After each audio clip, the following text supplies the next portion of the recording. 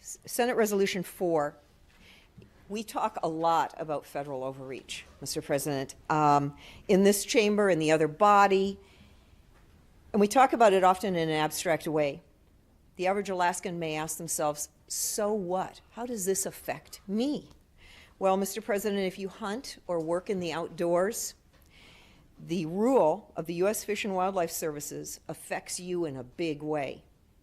The Fish and Wildlife Service put 77 million acres out of commission through executive fiat because people in Washington, D.C. don't approve of the way Alaskans manage their own lands. This is a chunk of state land, 77 million acres, the size of the state of New Mexico, taken off our jurisdiction, Mr. President, by this single rule. The end result, what is the end result if this rule stands? Well, on a whim, a refuge can be closed from what was once a 30-day period to a 60-day period, just because of this rule and action of U.S. Fish and Wildlife. Public comment on those closures is now drastically limited, and the provisions of ANILCA, that's the Alaska National Interest Lands Conservation Act, which requires congressional approval for such drastic changes to federal land management plans, is voided. Mr. President, perhaps the cherry on the top of insults with this rule is that after the rule was released, the head of the Fish and Wildlife Service tweeted thanks to the Humane Society's leader for their help in crafting this rule. So we have a rule enacted that voids federal law, ANILCA, it's federal law, that was done by a special interest group behind closed doors that limits public comment and closes public access to a shared resource. This is not just my opinion, Mr. President. The governor himself has filed a lawsuit to challenge this rule. The governor is supported by multiple stakeholder groups who realize the dangerous precedent that this fish and wildlife rule sets. So let's be frank, Mr. President, putting something through a court process rarely comes out a win for Alaska, particularly if it's in the Ninth Circuit. So what's the solution?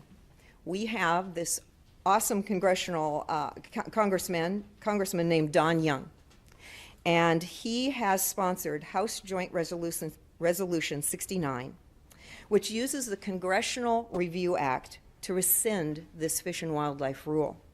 Mr. President, that brings me to Senate Resolution number 4 and the reason that I stand before you today. Last week, Congressman Young got passage of his resolution before the U.S. House. Bravo to him. He is standing up for us. This Senate resolution urges the U.S. Senate now to follow suit. We just heard our senior senator tell us how much these resolutions mean in making change in the U.S. Senate. There are letters of support for this resolution by the Alaska Department of Fish and Game Commissioner, Sam Cotton.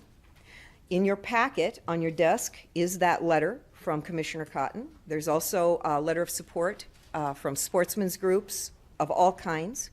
And you'll also see Attorney General Linda Muth's chart or comments and information about the case that she is actually pursuing on Alaska's behalf, filed by our governor. This simple resolution reflects the efforts and the sentiments of this body, this legislature, and this state to reverse the effects of Washington, D.C. bureaucrats and their decisions on Alaskans and our authority over lands here and our resources. Right now, Alaska is again becoming a political football, Mr. President, a fundraising cause for outside groups. Senate Resolution 4 is a pushback against this agenda. Mr. President, the timing of this resolution is critical. Our congressional delegation is asking for help right now as this resolution from Congressman Young will be heard next week in the U.S. Senate. There are also 50 state wildlife agencies. All 50 states, their wildlife agencies, support this effort because they know that this can have a ripple effect out to their states as well. This body is often countering federal overreach. Today, we just passed a resolution related to federal overreach on the North Slope. We have had a resolution related to a potential road in western Alaska.